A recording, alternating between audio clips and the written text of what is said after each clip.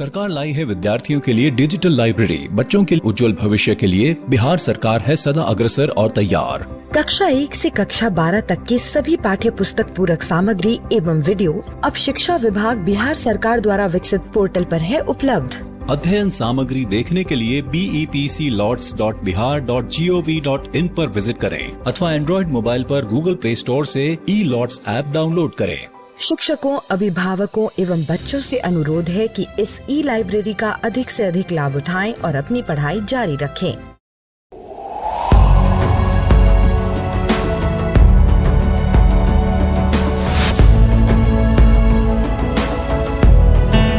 नमस्कार। आप शिक्षकों द्वारा दी गई अच्छी शिक्षा से आज लाखों विद्यार्थी इनोवेशंस कर रहे हैं। उन सभी को इंस्पायर अवार्ड्स मानक में हिस्सा लेने प्रोत्साहित कीजिए।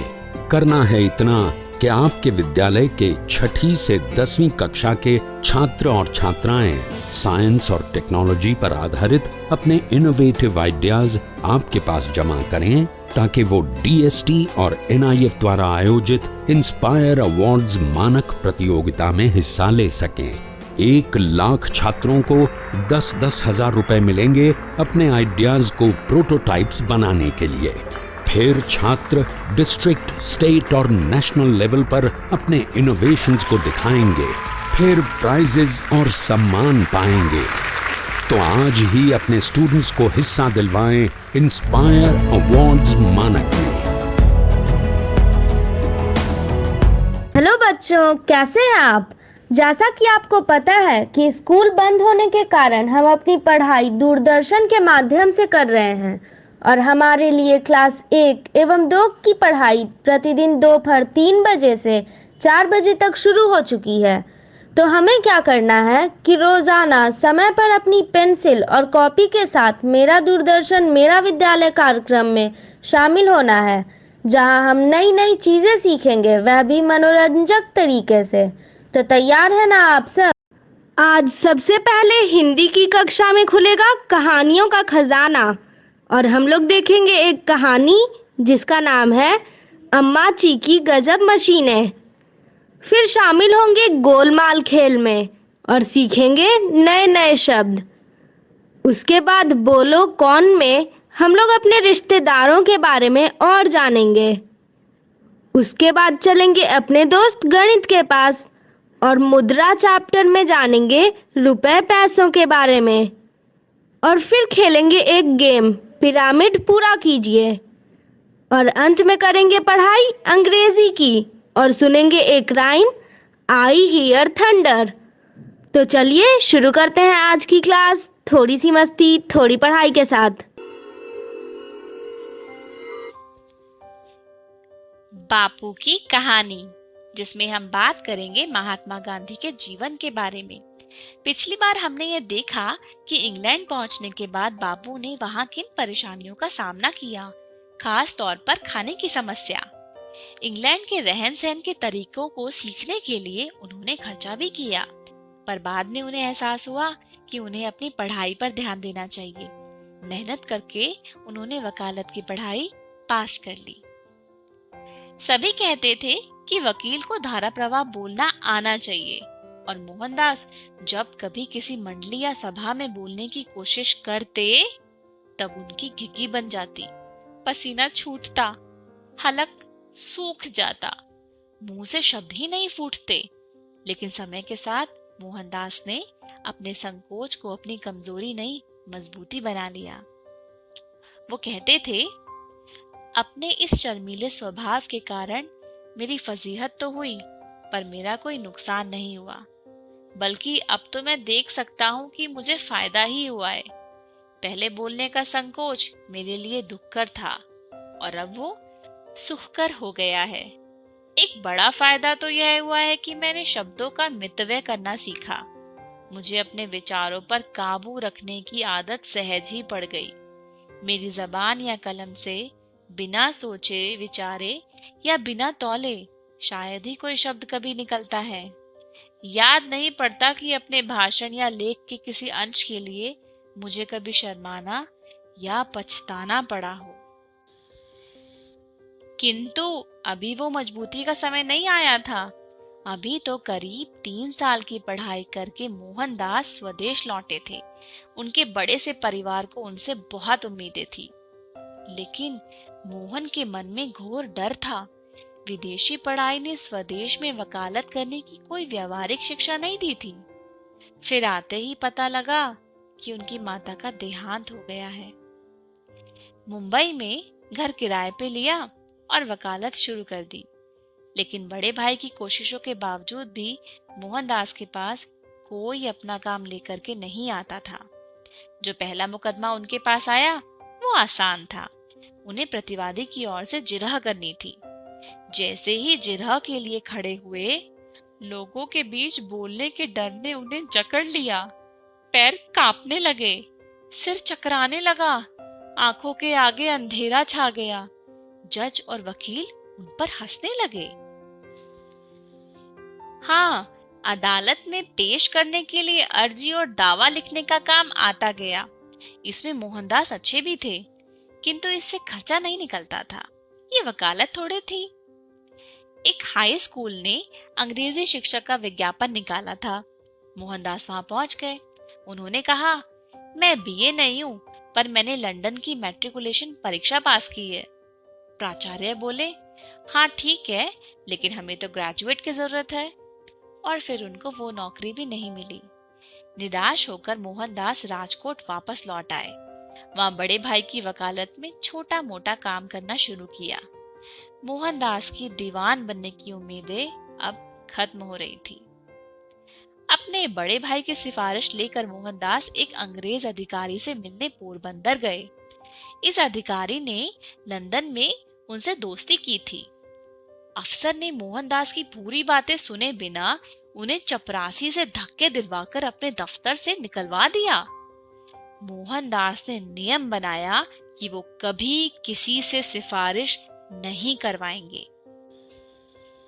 इसी मायूसी के माहौल में पोरबंदर की एक कंपनी की चिट्ठी मोहनदास के बड़े भाई को मिली। इसमें उन्हें दक्षिण अफ्रीका जाकर एक बड़े कानूनी मामले में मदद देने का प्रस्ताव था। कंपनी के साझेदार से मिलने गए तो उन्होंने बताया कि काम 1 साल का था और तनख्वाह भी अच्छी थी। ये नौकरी थी, वकालत नहीं। तो मोहनदास ने हाँ कर दी। 5 साल के बड़े बेटे के अलावा अब मोहनदास और कस्तूरबाई का दूसरा पुत्र भी था। अपने परिवार को छोड़ रोजगार के लिए मोहनदास दक्षिण अफ्रीका जाने के लिए तैयार हुए। आज के लिए इतना ही। अगली बार हम जानेंगे कि दक्षिण अफ्रीका जाकर उनको किन मुसीबतों का सामना करना पड़ा।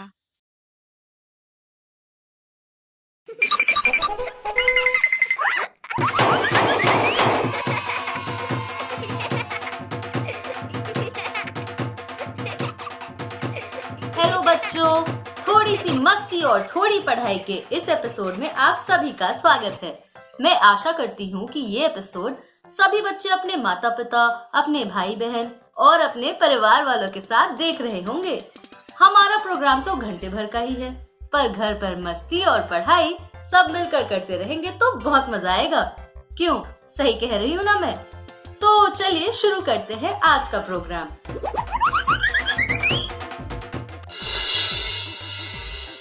आज के प्रोग्राम में हम सबसे पहले सुनेंगे एक कहानी और फिर उस कहानी पर थोड़ी बातचीत करेंगे।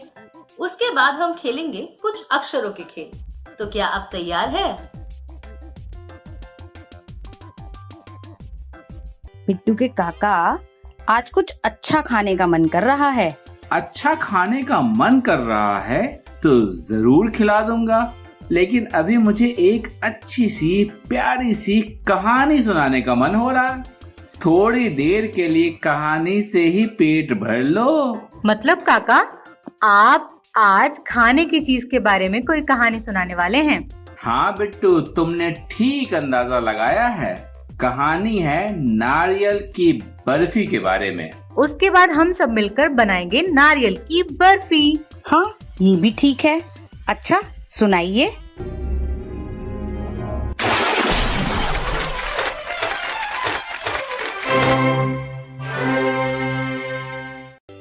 अम्माची की गजब मशीनें। लेखन और चित्रांकन राजीव आइब। अनुवाद ऋषि माथुर। प्रकाशन प्रथम बुक्स।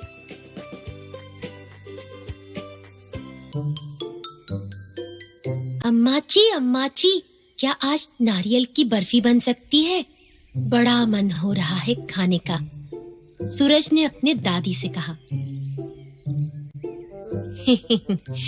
बन तो सकती है, लेकिन इस काम में तुम्हें मेरी मदद करनी होगी। करोगे ना? वाह भाई वाह, अब आएगा मजा। आपने मेरी बात मान ली? सूरज की खुशी का ठिकाना न रहा। मान ली, अम्माची ने कहा। देखो, हमें सिर्फ वही नारियल तोड़ने हैं जो अच्छी तरह पक चुके हैं, समझे? जो भूरे हो चुके हैं पूरी तरह से। बच के, ये आया, कहीं गिरे न सर पर। साईं धड़ाक। चलो अब नारियल की जटा निकाले। चिर्र झी भट किर्र। सूरज के पेट में गुड़गुड़ाहट हुई।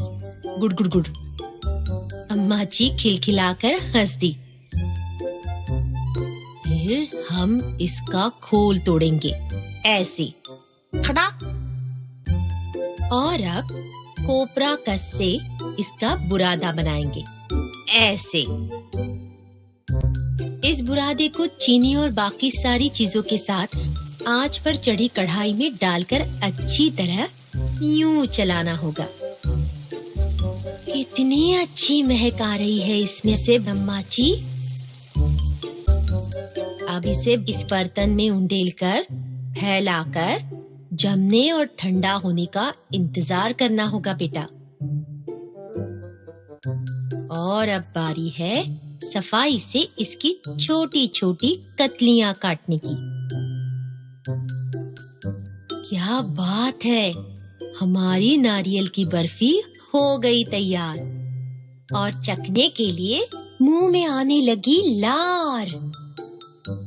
सरल मशीनें हैं औजार। सरल मशीन वह साधन है जो किसी काम को आसान बनाने में मददगार होते हैं। यानी सीधे सरल औजारों को हम सरल मशीन कह सकते हैं। जैसे 1 ढलवां सतह, 2 बल्ली, 3 पहिया और धुरी, 4 गुल्ली, 5 गरारी, 6 पेंच। क्या आप वह सभी सरल मशीन पहचान सकते हैं जिनका सूरज और अम्माची ने नारियल की बर्फी बनाने के लिए इस्तेमाल किया? हमें जवाब देने का रास्ता ढूंढने की पूरी कोशिश करनी है। यह बहुत जरूरी है।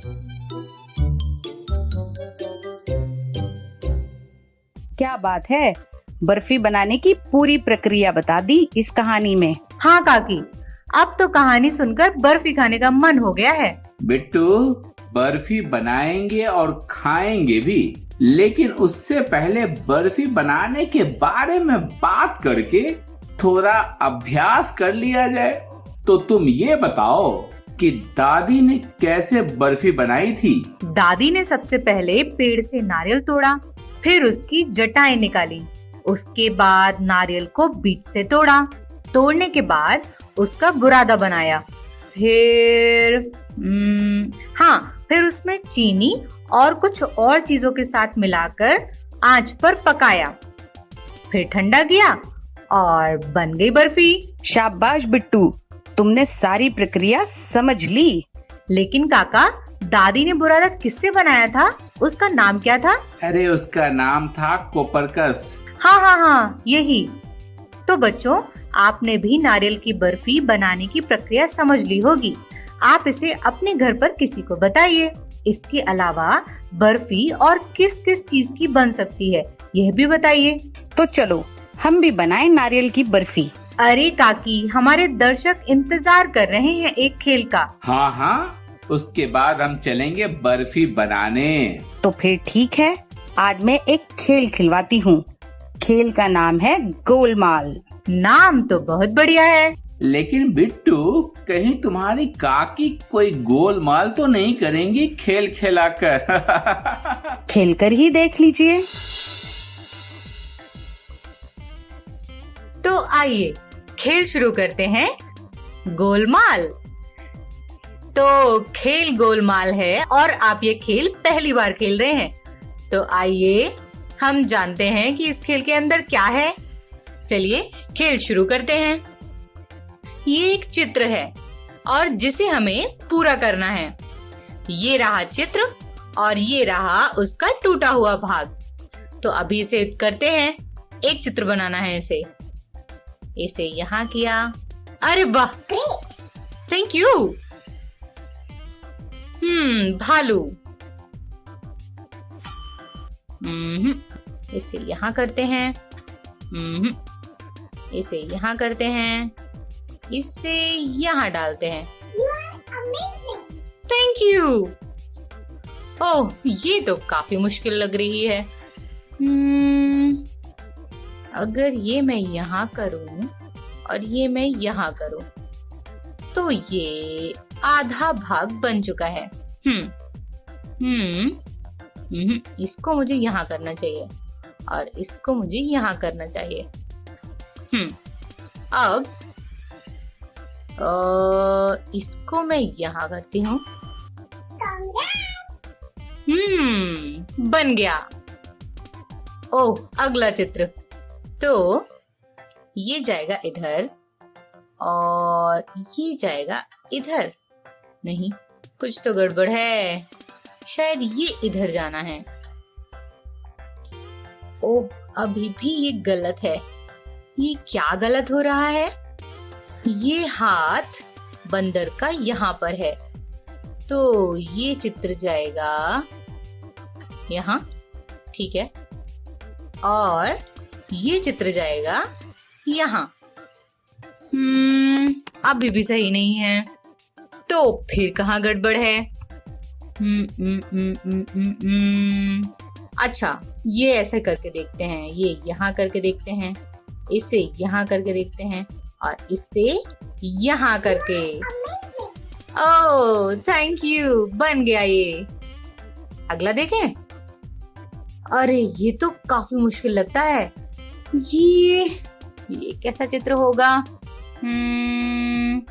ये बच्चे का चेहरा यहाँ है।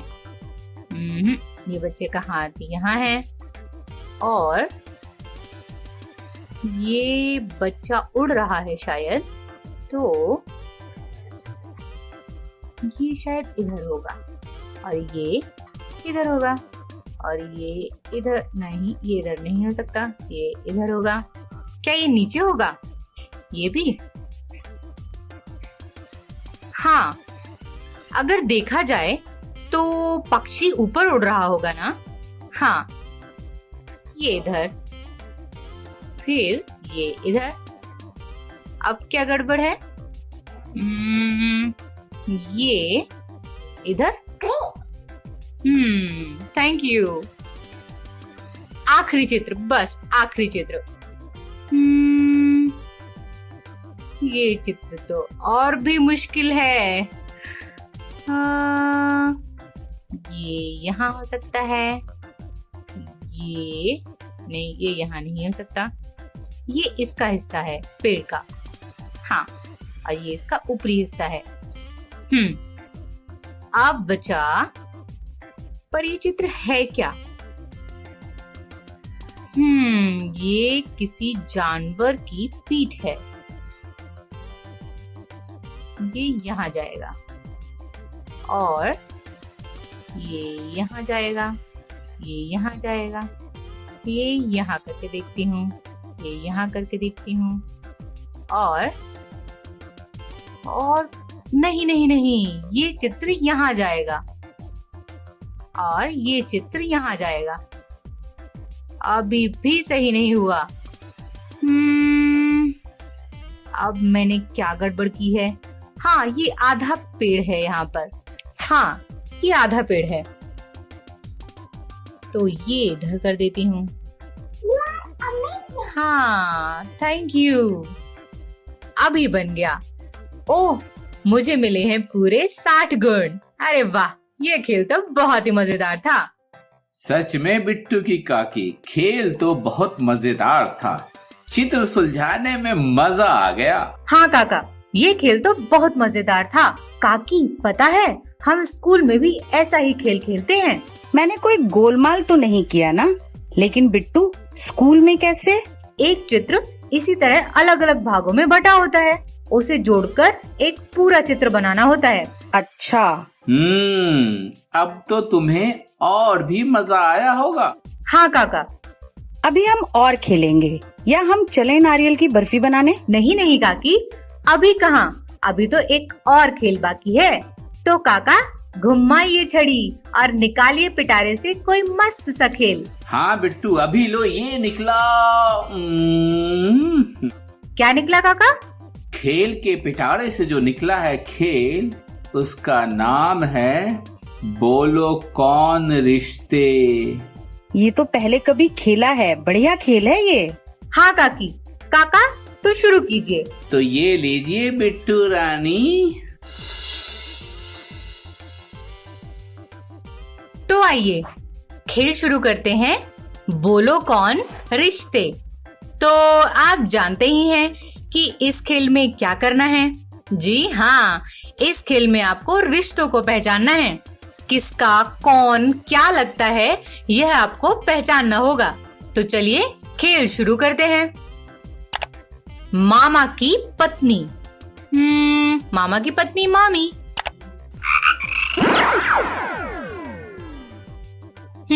आगे चलते हैं।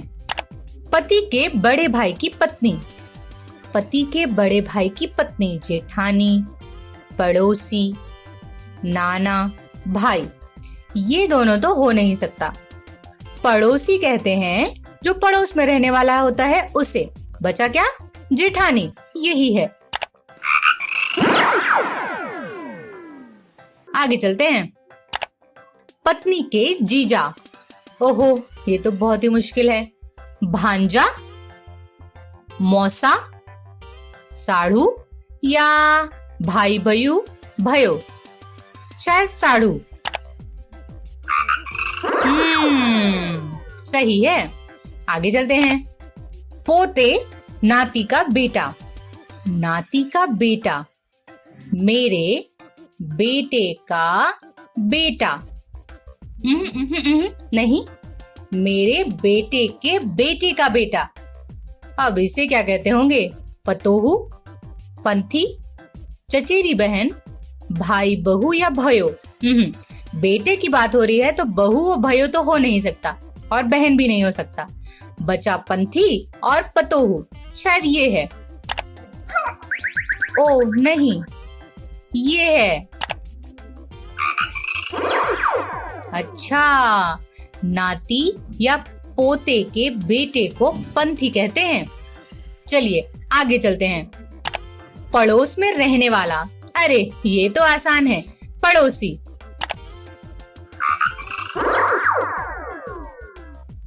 आगे चलते हैं। अरे वाह, मैंने काफी सारे रिश्ते ठीक बताए। चलिए एक बार फिर से खेल लेते हैं। साथ में पढ़ने वाला। नानी, समधी, साला, सहपाठी। अरे हाँ, ये। पिता का छोटा भाई। चाचा। चाचा कहाँ गया? ये रहा। माँ की बहन। माँ की बहन मौसी। ये रहा। पति का जीजा। पति का जीजा दामाद। ये करके देखती हूँ। ओह, ये नहीं है तो शायद ये होगा। आगे चलते हैं। चाचा का बेटा, चचेरा भाई, नाती, मौसेरी बहन, फुफेरी बहन, चचे। अच्छा, ये रहा। आगे बढ़ते हैं। अरे वाह, मैंने दूसरी बार भी कई सारे रिश्ते सही बताए। तो क्या एक बार और खेलना चाहिए? खेल लेते हैं। माँ की माँ। नानी? हाँ, ये रहा। पति का छोटा भाई। पति का छोटा भाई। अगर मेरे पापा के छोटे भाई मेरी माँ के क्या लगेंगे? मेरे चाचा और मम्मी के देवर। हाँ, देवर। ये रहा। आगे बढ़ते हैं। साथ में पढ़ने वाला। अरे ये तो पूछ चुके हैं। सहपाठी। पोते की पत्नी। शायद ये सही था। पत्नी का भाई। पत्नी का भाई। पत्नी का भाई। मेरे मम्मी के भाई मेरे पापा के क्या लगेंगे? साला। हाँ, ये रहा। अरे वाह, ये खेल तो सचमुच बहुत मजेदार है। इसे खेल के तो बहुत सारा मजा आया। फिर से सारे रिश्तेदार याद दिला दिए। काकी, ये खेल है ही ऐसा, अपने सारे रिश्तेदारों की याद दिला देता है। हाँ तो बिट्टू, अब तुम्हारी काकी यहाँ से उठेंगी और उनमें से किसी एक को फोन करने वाली हैं। बिट्टू के काका, ऐसा सोचा तो नहीं था ना, लेकिन आइडिया अच्छा है। बिट्टू, मैं जा रही हूँ तुम्हारे पापा की बहन को फोन लगाने। अच्छा, पापा की बहन? अरे हाँ, अच्छा, काकी बुआ जी को फोन करने वाली हैं। अरे वाह बिट्टू, इस खेल से एक फायदा तो हुआ, तुम्हें ये रिश्ते समझ में आने लगे। तो बच्चों, आशा है आपको भी खेल समझ आ गया होगा। जरा आप अपने आसपास के रिश्तेदारों के नाम अपने घर वालों को बताइए और देखिए आप कितने रिश्तेदारों को जानते हैं। और काकी, आप बुआ को फोन तो जरूर कर लेना, लेकिन क्या आज कोई कविता नहीं सुनाएंगे आप? अच्छा, तो लो ये सुनो।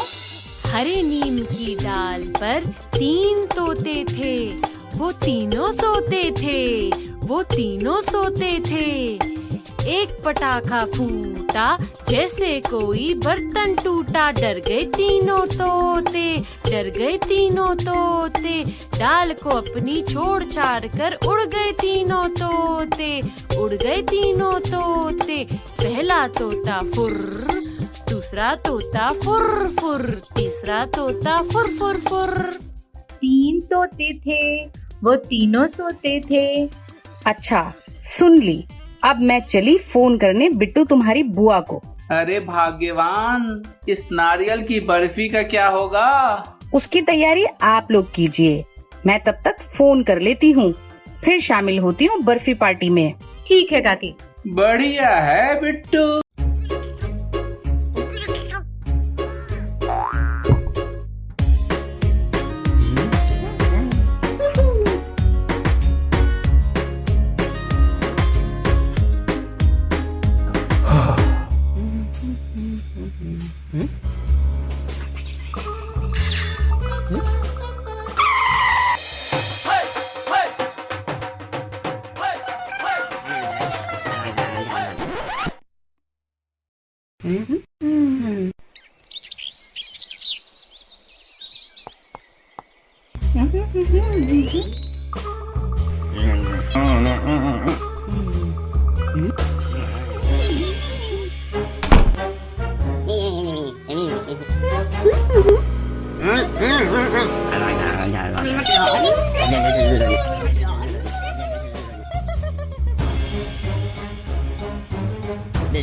Telekovic ka na rin. Yan na.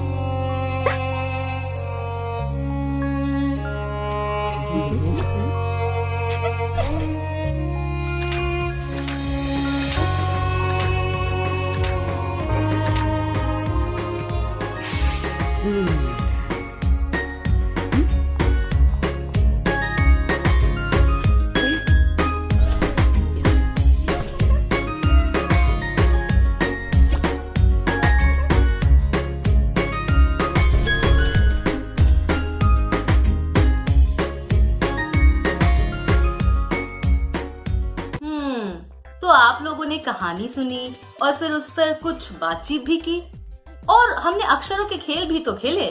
मुझे तो बहुत मजा आया। आप लोगों को मजा आ रहा है ना? तो चलिए शो को आगे बढ़ाते हैं और सीखते हैं गणित। डरिए मत, पता है गणित से थोड़ा डर लगता है, पर अगर खेल खेल में और हंसी मजाक में गणित को पढ़ा जाए ना तो उसमें भी कुछ मुश्किल नहीं है। जानना चाहेंगे कैसे? तो चलिए सीखते हैं गणित खेल खेल में, हंसी मजाक में, थोड़ी सी मस्ती, थोड़ी पढ़ाई के साथ। हेलो बच्चों, आज हम मुद्रा के बारे में पढ़ने वाले हैं। दुकान में जाकर तुम्हें क्या खरीदना पसंद है? चॉकलेट, बिस्किट, रंगीन पेंसिल, कहानी की किताब। वाह, ये सब तो मेरे भी पसंदीदा चीजें हैं। क्या दुकानदार आपको ये सब चीजें यूं ही दे देता है? नहीं, जब भी हम सामान खरीदते हैं तो दुकानदार को खरीदे सामान के बदले पैसे देने पड़ते हैं। ये पैसे या तो सिक्के होते हैं या फिर नोट। क्या सभी सिक्के एक जैसे होते हैं? चलो देखते हैं। अरे ओ माँ जी, जरा अपने बच्चे के सामने कुछ सिक्के तो रख देना ताकि उसे सीखने में आसानी होगी। सिक्के अलग अलग आकार के और अलग अलग धातु के बने होते हैं। देखो, इनके रंग भी अलग हैं। सिक्कों के एक तरफ कुछ नंबर लिखे होते हैं और दूसरी तरफ क्या होता है? दूसरी तरफ जरा देखिए तो, ये नंबर उनका मूल्य होता है। यह है 1 रुपए का सिक्का और ये 2 रुपए का सिक्का। ये रहा 5 रुपए वाला और ये 2 रंगों वाला ये 10 रुपए का सिक्का है। क्या इनके अलावा भी कुछ सिक्के हैं आपके घर पे? जरा ढूंढिए तो। अगर इनके अलावा कुछ सिक्के मिले तो पता लगाओ कि उनका इस्तेमाल अब भी हो रहा है या नहीं। सिक्कों के अलावा नोट का भी इस्तेमाल चीजें खरीदते समय किया जाता है। सिक्के धातु से बने होते हैं तो नोट कागज से। कागज से बने नोट फटने की संभावना होती है, लेकिन इन्हें संभाल कर इस्तेमाल करना होता है। भारत में किन किन नोटों का इस्तेमाल किया जाता है देखते हैं। 5 रुपए का नोट, ये 10 रुपए का, ये है 20 रुपए और ये 50। ये तो 100 की नोट है। हमने गिनती 100 तक सीखी है, पर 100 के ऊपर भी ये पाए जाते हैं। 200 का नोट, ये 500 का और ये 2000 का नोट है। क्या इनके अलावा और भी अलग रुपयों के नोट आपने घर पे देखे हैं? चलो अब एक खेल खेलते हैं। ये हैं कुछ सिक्के तो ये हैं कुछ नोट। अगर मुझे किसी को 5 रुपए देने हैं तो मैं कौन से सिक्के इस्तेमाल करूंगी? अगर मेरे पास 5 रुपए का सिक्का है तो वो, अगर नहीं हुआ तो कोई बात नहीं, हम इस तरह एक एक के सिक्के भी ले सकते हैं। 1 का सिक्का 5 बार, इस तरह से 1 जोड़ 1 जोड़ 1 जोड़ 1 जोड़ 1 हो गए 5 रुपए। और एक और तरीका है, हम इस तरह 1 का सिक्का और ये 2 का सिक्का और ये एक और 2 का सिक्का, इस तरह 1 जोड़ 2 3 और 2 5 हो गए ना पूरे 5 के सिक्के। अब अगर मुझे 8 रुपए देने हो तो मैं कैसे करूंगी? या तो मैं 1 जोड़ 1 जोड़ 1 जोड़ 1 और जोड़ 1 और जोड़ 1 और ये 1, इस तरह 8 सिक्के ले लेंगे तो इस तरह 8 रुपए हो जाएंगे। दूसरा तरीका भी है, ये देखिए, 2 जोड़ 2 जोड़ 2 जोड़ 2, इस तरह 2 के 4 सिक्के भी 8 रुपए होते हैं। क्या आपके पास कोई और तरीका है? ये देखिए, इस तरह भी हम 5 जोड़ 2 और ये 1 का सिक्का, इस तरह हो गए ना 8 रुपए। तो ये तो हुए भाई, हमारे पास इतने तरीके थे। अगर आपके पास कोई और तरीका है 8 रुपए देने का तो जरूर बताइएगा। आइए आप 15 रुपए देने हो तो क्या करेंगे ये देखते हैं। 15 रुपए के लिए ये 10 का एक नोट और ये 5 रुपए।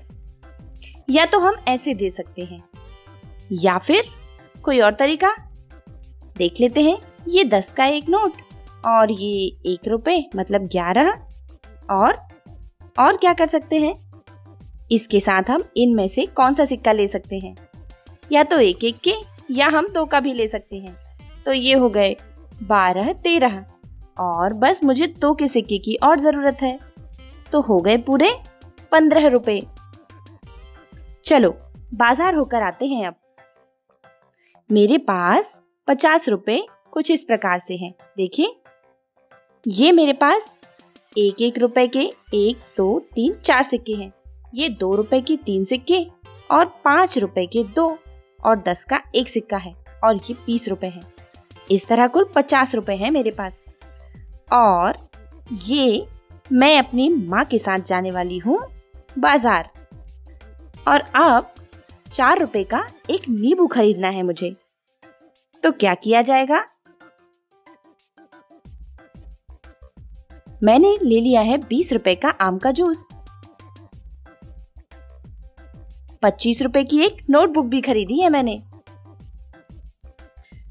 तो अब देखते हैं मैंने क्या क्या खरीदा है। देखिए, 4 रुपए का एक नींबू। ये 4 रुपए किस तरह से,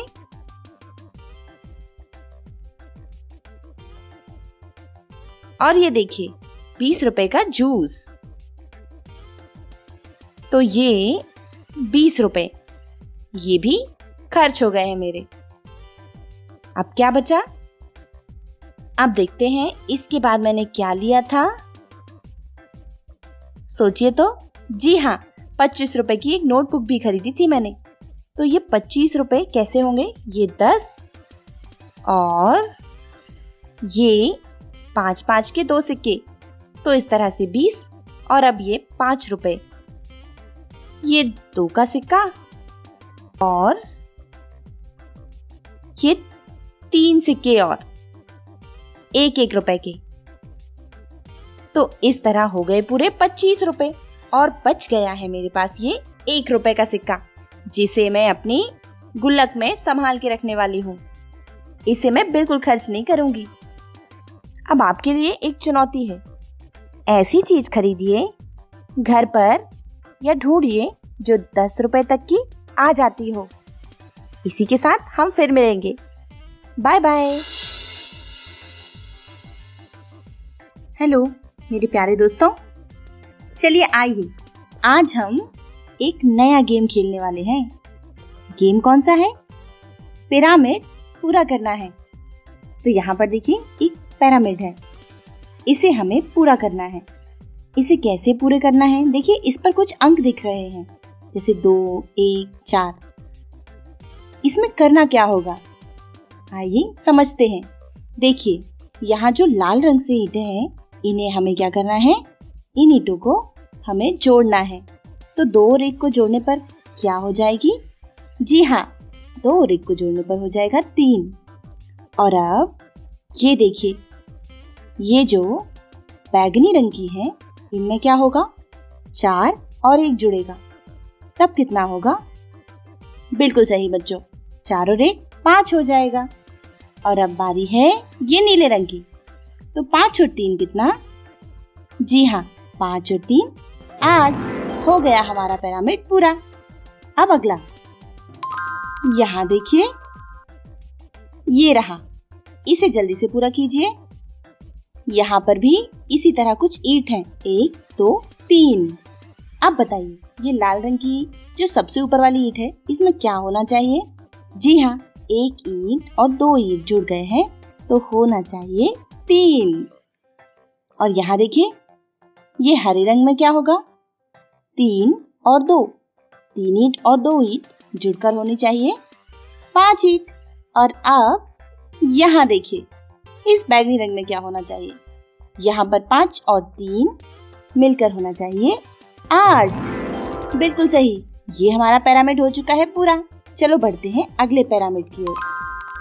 अब इसे पूरा करो। यहाँ पर खाली बॉक्स में क्या आएगा? सोचो। ये नीले वाले में बताइए। 3 और 2 मिलकर कहाँ जुड़ेंगे? जी हाँ, ये होंगे 5। और 4 और 3 सोचो। 4, 5, 6, बिल्कुल सही 7। और अब ये यहाँ पर 4 और 2 मिलकर होने चाहिए, जी हाँ दोस्तों, मिलकर होने चाहिए 6। और अब फिर से पिरामिड पूरा कीजिए। यहाँ पर 6, 1 और 4 है। इसे कैसे करना है? बिल्कुल, यहाँ पर 6 और 1 है तो मिलकर बिल्कुल सही 7 होगा। और अब 4 और 1, 4 और 1 मिलकर कितना? जी हाँ दोस्तों, 4 और 1 5। और अब ये 7 और 5, 7 और 5 मिलकर होंगे 12। हो गया हमारा पिरामिड पूरा।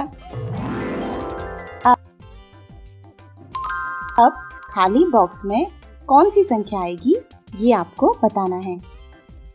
तो बताइए, यहाँ पर 1, 3 और 4 तो है, लेकिन इन खाली बॉक्स में आखिर क्या आएगा? चलो शुरू करते हैं ये नीचे के बॉक्स से। 4 और 3 मिलकर कितने होते हैं दोस्तों? बिल्कुल सही, 4 और 3 मिलकर होते हैं 7। तो इस खाली बॉक्स में 7 आएगा। और अब ये लाल बक्से में 4 और 1, ये मिलकर कितने होंगे? बिल्कुल, 4 और 1 मिलकर 5 होंगे। और ये नीले वाले में 3 और 1 मिलकर हो जाएंगे 4। बहुत अच्छे दोस्तों, हमने सारे पिरामिड पूरे कर लिए हैं। अब हम अगले पिरामिड के साथ अगले वीडियो में मिलते हैं। तब तक के लिए बाय बाय। हेलो विजय, आप सभी को पता है विजय को पेपर से प्लेन बनाना बहुत पसंद है। विजय, क्या आप अपने कुछ प्लेन्स मुझे दिखा सकते हैं? ओह, विजय के पास 2 प्लेन हैं, एक थोड़ा छोटा और एक बड़ा है। तो विजय के द्वारा बनाए गए इन प्लेन से हम जोड़ और घटाव सीखते हैं। चलो शुरू करते हैं। ये विजय का एयरपोर्ट है। देखते हैं विजय के एयरपोर्ट पे कितने प्लेन हैं। 1, 2, 3, 4 और 5। तो इस तरह विजय के पास 5 प्लेन हैं। और अब दूसरे तरफ 3 प्लेन और आने वाले हैं। 1, 2 और ये 3। तो अब विजय के एयरपोर्ट पे कितने प्लेन हैं? देखिए, ये पूरे 5 और ये 6, 7, 8। तो हमने क्या जाना? 5 और 3 मिलने पर 8 होते हैं। और अब देखो, विजय के पास 8 प्लेन हैं। और अब कुछ देर बाद 2 प्लेन चले जाते हैं। 1 और ये 2। तो चलो अब हम देखते हैं कि कितने बचे हैं। 1, 2, 3, 4, 5, 6। तो अब विजय के पास 6 बचे हैं। पहले विजय के पास 8 प्लेन थे, फिर 2 प्लेन चले गए तो 6 बचे। इसका मतलब 8 घटाव 2 बराबर 6 होता है। तो अब विजय के पास 6 प्लेन हैं। और अगर अब 2 प्लेन और चले जाएं तो कितने बचेंगे? 1, 2। अब देखो कितने बचे। 1, 2, 3, 4। तो इसका मतलब है कि विजय के पास 6 प्लेन थे, जिसमें से 2 प्लेन और चले गए, तो अब बचे हैं 4। हम क्या समझे कि 6 घटाव 2 बराबर 4 होता है। तो अब एक तरफ विजय के पास 4 प्लेन हैं और दूसरी तरफ 3 प्लेन और आ जाते हैं। 1, 2 और 3। तो अब विजय के पास कितने हैं? देखिए 4 तो पहले से थे और ये 5, 6 और ये 7। तो इसका मतलब 4 जोड़ 3 बराबर 7 होता है। तो इस तरह विजय के पास अब 7 हैं। अब अचानक क्या होता है, 6 प्लेन यहाँ से चले जाते हैं। ये 6 प्लेन चले गए। 1, 2, 3, 4, 5, 6। तो अब विजय के पास कितने बचे? ओनली 1 यानी 1। इसका मतलब कि 7 में से 6 घटने पर 1 बचता है। इस तरह विजय के द्वारा हमने बहुत कुछ सीख लिया है। थैंक यू विजय, हम फिर मिलेंगे। थैंक यू सो मच हमें इस तरह जोड़ और घटाव सिखाने के लिए। Bye bye. विजय के प्लेन्स के बारे में देखने के बाद मुझे एक पहेली याद आई है, तो आप ये पहेली ध्यान से सुनिए और मुझे जवाब दीजिएगा। इस एयरपोर्ट पर सबसे पहले 6 प्लेन थे, फिर 3 प्लेन चले गए और फिर 2 प्लेन यहाँ पर एयरपोर्ट पर आ गए और फिर 1 प्लेन और फिर से आया। फिर 4 प्लेन एयरपोर्ट से छूट गए। तो बताओ कितने प्लेन बचे हैं एयरपोर्ट पर? क्या आपने अपना आंसर निकाल लिया? चलो चेक करते हैं। सबसे पहले 6 प्लेन्स थे, फिर 3 प्लेन्स चले गए, फिर 2 प्लेन यहाँ पर आ गए और फिर 1 प्लेन फिर से आया और सबसे आखिर में 4 प्लेन एयरपोर्ट से छूट गए। तो कितने प्लेन बचे? आप आसानी से देख सकते हैं और बता सकते हैं मुझे पता है आपने भी आंसर निकाल लिया होगा। हमारा जवाब है 2। तो ठीक है, हम फिर मिलेंगे एक अगले नए वीडियो के साथ। तब तक आप जोड़ और घटाव करते रहिएगा। बाय बाय दोस्तों। हेलो दोस्तों, कैसे हैं आप सभी? चलिए आइए आज फिर हम इस कार्ड की मदद से जोड़ करने वाले हैं। सबसे बाएं कॉलम और सबसे ऊपरी पंक्ति में जोड़ करते हैं। इस बार जोड़ करेंगे सबसे बाएं कॉलम में 8 से सबसे ऊपरी पंक्ति के अंकों के साथ। चलो शुरू करते हैं। 8 जोड़ 1 बराबर 9। 8 जोड़ 2 बराबर 10। 8 जोड़ 3 बराबर 11। 8 जोड़ 4 बराबर 12। 8 जोड़ 5 बराबर 13। 8 जोड़ 6 बराबर 14। 8 जोड़ 7 बराबर 15। 8 जोड़ 8 बराबर, जी हाँ, 16। 8 जोड़ 9 बराबर 17। और अब 8 जोड़ 10 बराबर 18। ठीक है, तो इसके साथ अभी हम चलते हैं और अगले वीडियो में फिर मिलेंगे। तब तक के लिए बाय बाय।